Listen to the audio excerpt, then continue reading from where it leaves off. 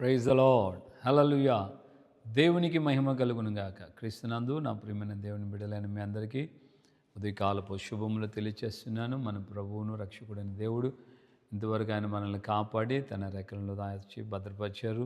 నా ప్రియులారా, మన యొక్క సమయంలో ఆ, దేవుని యొక్క వాక్కులో నుండి ఒక మాటను మనం జ్ఞాపం చేసుకుందాం. 88వ కీర్తన కొరాహు కుమారుల యొక్క కీర్తన. ఈ కోరహు కుమారుల యొక్క కీర్తనలో మనం గమనించినప్పుడు వాళ్ళు ఆ కొరాహు యొక్క కుమారులు రాస్తున్నారు. ఈ 88వ కీర్తనలో వాళ్ళు అంటున్నారు, నా ప్రార్థన నీ సన్నిధి చేరునుగాక, నేను ఆపదలతో నిండి ఉన్నాను అంటూ ఆ కీర్తన ఆయన ప్రారంభించారు. నీవే నాకు ఆశ్రయము అంటూ దేవుని వారు కీర్తించారు, గనపరిచారు. ప్రియులారా, వారు అనుభవించిన అనుభవాలు, వారు పడుతున్న బాధలు, వారు వెళ్ళిన మార్గాలు, రాత్రి అనగా పగలనగా వాళ్ళ కన్నీళ్ళు అన్నపానాలుగా మారిన సందర్భాలు, ఇవన్నిటినీ వారు జ్ఞాపం చేసుకుని ఎంత మొరపెడుతున్నప్పటికీ కూడా దేవుని ఎద్దు నుండి వారికి ఏమాత్రం సహాయము రాలేదని వారు ఏమాత్రం నిరాశ చెందకుండా తమ యొక్క బాధల్లో, కష్టాల్లో, వేదనలో వేరొకరు తమకు జ్ఞాపకం లేరు, ఎవరిని మేము జ్ఞాపకం చేసుకోవట్లేదు, ఎవరి వైపు మా చేతులు చాపటం లేదు, నీవే మాకు ఆధారం అంటూ ఆ యొక్క కోరహు కుమారులు తమ కీర్తనలో దేవుణ్ణి అలా ప్రార్థిస్తున్నారు. 88వ కీర్తన 13వ వచనంలో వాళ్ళు అంటున్నారు, యెహోవా నీకే నేను మొరపెట్టుచున్నాను, ఉదయమున నా ప్రార్థన నిన్ను ఎదుర్కొంటుంది. ప్రియులారా, వారి యొక్క జీవితంలో మనం గమనిస్తే వారు ఎన్ని బాధలు ఉన్నప్పటికీ, ఎన్ని కష్టాలు ఉన్నప్పటికీ వారి మనసంతా కూడా దేవునికే ప్రార్థన చేయాలనేది వారి యొక్క హృదయంలో ఉన్న నిశ్చయిత వారు కరెక్ట్గా కన్ఫామ్గా చేసుకున్నారు. మన ప్రార్థనలు, మన వేదనలు, మన కష్టాలు ఎన్ని ఉన్నప్పటికీ మనం ప్రార్థన దేవునికే చేయాలి, దేవుని మీదే విశ్వాసం ఉంచాలి. సో ఎంత ప్రార్థన చేస్తున్నా ఏమాత్రం మాకు నువ్వు రెస్పాన్స్ ఇవ్వట్లేదని వారు దేవుని విడిచిపెట్టే పరిస్థితి రాకూడదు అని కూడా వారికి ఆ మనసులో నిశ్చయిత ఏర్పడింది.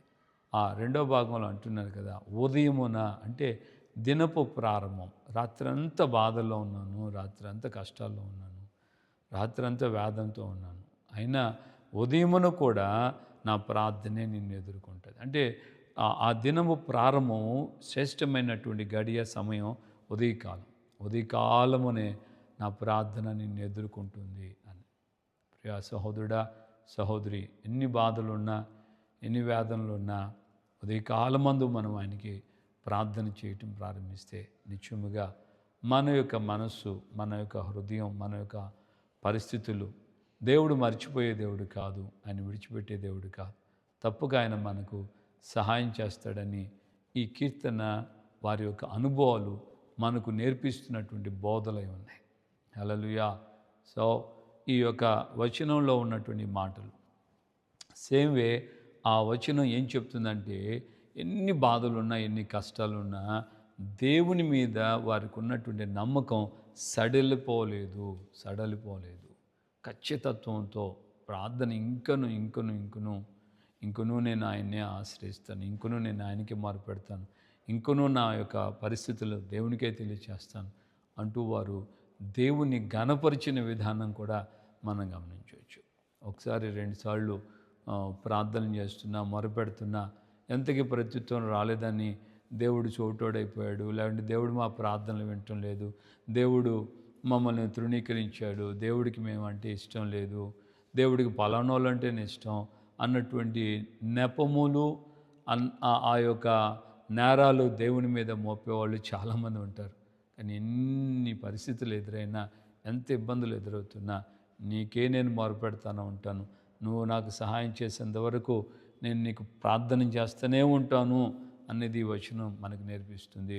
యేసయ్య జీవితకాలంలో కూడా కనాను స్త్రీ బహు దూరము నుండి ఆయన వెంట వెళ్తూనే ఉంది, బ్రతిలాడుకుంటూ, ప్రార్థన చేస్తూ, ప్రాధేయపడుతూ, ప్రభువా నా కుమార్తెకు దురాత్మ పట్టింది, దెయ్యం పట్టింది, విడుదల కలుగు చేయండి అని చాలా దూరం నుండి ఆయన వెంటబడి కేకలు వేసుకుంటూనే వస్తాను.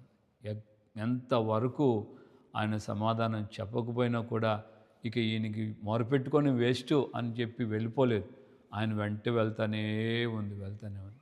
శిష్యులు ఆమెను చూసి ప్రభువుతో చెప్పారు, అయ్యా ఈమెను పంపించేయండి, చాలా దూరం నుంచి వస్తుంది కదా.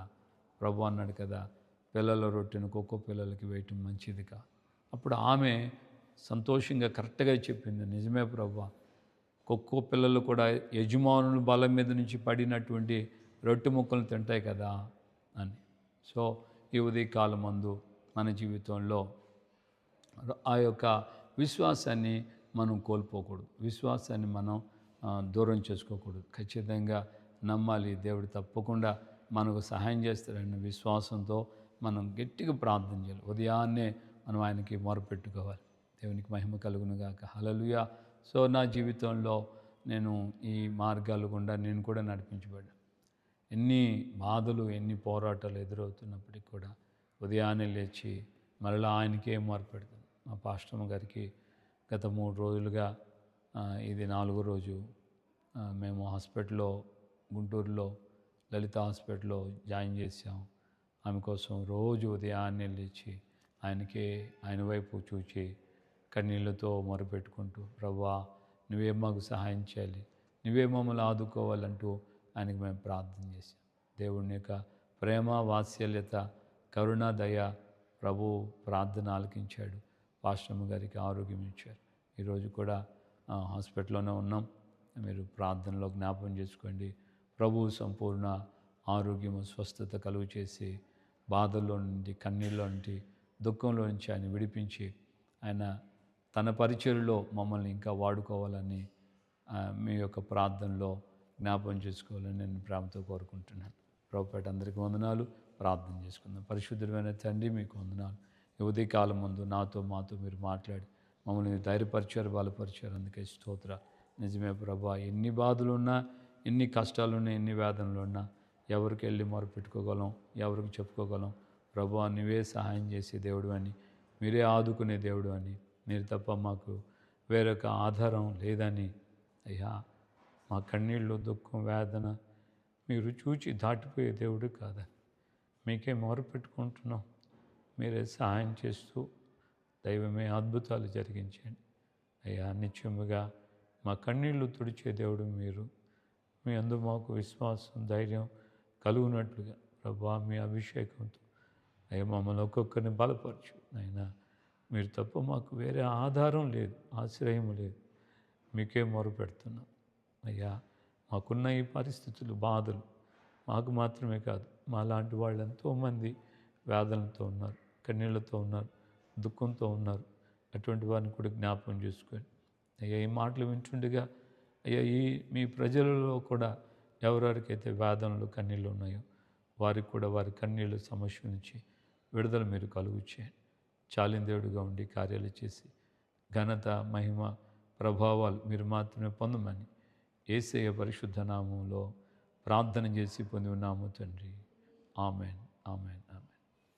మన ప్రభువును రక్షకుడైన యేసుక్రీస్తు కృపయు తండ్రి అయిన దేవుని ప్రేమ పరిశుద్ధాత్మిక అన్యోన్య సహవాసం సమాధానం ఇప్పుడు ఎల్లప్పుడూ సకల పరిశుద్ధులకి మనకు ప్రభు రాకడ పర్యంతం ఆయన యందు విశ్వాసంతో ఉదయాన్నే నా ప్రార్థన నిన్ను ఎదుర్కొంటుందని దేవునికే మొరపెడుతున్న వారందరికీ కృపయు సన్నిధి కాపుదల సదాకాలము తోడేమిడి నడిపించునుగాక. Amen, amen, amen. హల్లెలూయా. ప్రభుపేట అందరికీ వందనాలు. నిత్యముగా ప్రభు మనకు తోడుగా ఉండి మన ప్రతి ప్రార్థన ఆయన ఆలకిస్తాడు, మన కన్నీళ్లు తుడుస్తాడు, మనకున్నటువంటి సమస్య నుంచి ఆయన విడిపిస్తాడు. ప్రభు ఆయన మనల్ని బలపరిచి నడిపించునుగాక. ఆమెన్. Praise the lord.